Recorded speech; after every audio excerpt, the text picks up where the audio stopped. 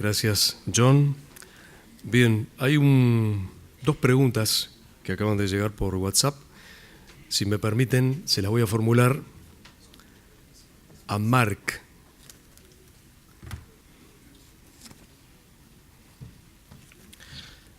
Abrimos el WhatsApp. Ayuda a la tecnología. Marc, la pregunta es, si los programas son específicos por ministerio, ¿cómo se gestiona el presupuesto que requiere la cooperación con múltiples ministerios?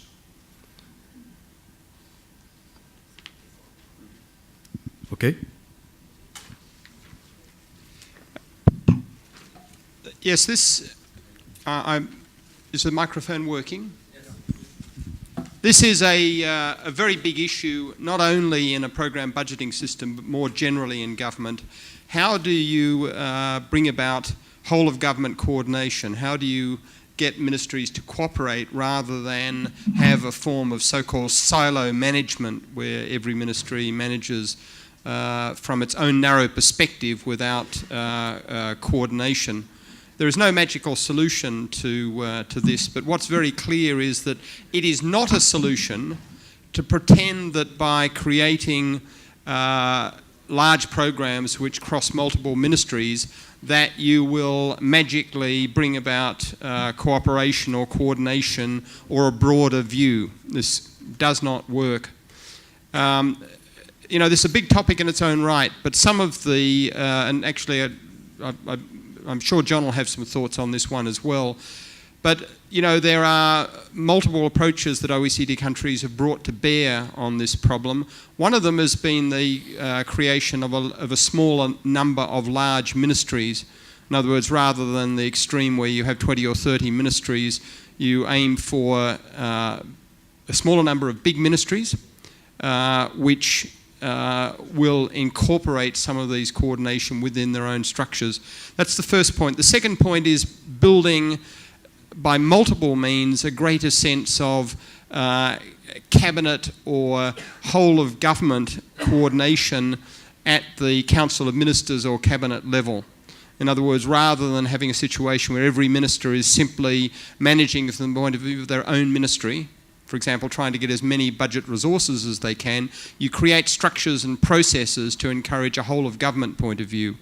In the budget context, one of the best mechanisms for that is to have some type of expenditure review committee of cabinet, which exists in my own country of origin, in Australia. It's been a very powerful instrument for bringing about more of a whole of government approach. The power of some of the central agencies is very important as well, the Prime Minister's or President's office. I will perhaps at this stage, having thrown those couple of ideas, ask John whether he might like to comment further on this particular issue. I mean, I would just, I would just reinforce the point that if you have programs that cross ministries, the first question should not be, how do we deal with this in the budget? It's more, how do we deal with this in the organization of government?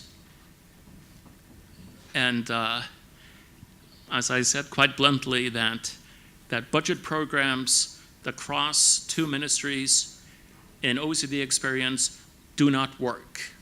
We have, however, seen in a number of countries a reorganization of government based on the fact that program budgeting illustrated the fact that it was necessary for more than one ministry or even three ministries to work together on a program. And this led to a change in the machinery of government, how the number of ministries. And I would just echo Marc's point, the fewer the ministries you have, the better. Gracias. La siguiente pregunta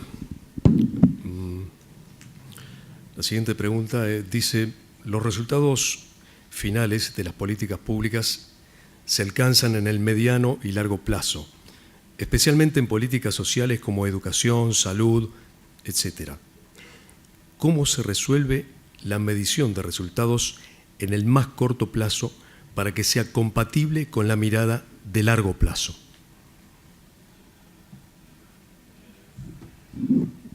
Well, this is again a really important issue. The question was, how do we, if the budget and management perspectives are short term, but the outcomes, the resultados that we are aiming to achieve are only realised in the longer or in the medium or longer term, how do we reconcile these two? And I'm going to say, to start off with, I'm going to challenge to a degree the supposition that question is based upon.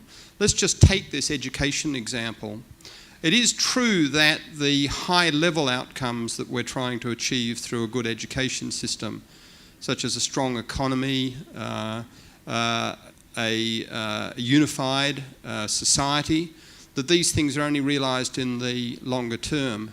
However, the most direct outcome of the educational system is the level of education of our children. How much do they learn at school? Do they end up at the end of school able to read and write? What's their level of numeracy? This is not a long-term result. This is actually quite a short-term outcome. But it's the outcome which is most important to the education programs. One of the implications of this, by the way, is that when you define the outcomes of programs in a program budgeting system, you should always focus on the program-specific lower-level outcomes in particular. You don't set as the outcome of the education program the strength of the Uruguayan economy, because many different programs contribute to that, and it's only realised over the longer term. You focus fairly and squarely on what the education system is delivering in terms of educational outcomes for children. So I think we need to avoid getting too despairing about outcomes allegedly only always being realised over quite a long time frame. Gracias, Marc. Gracias, John. Mijail, ¿deseas cerrar? Ok. Thank you. A ustedes, señoras y señores.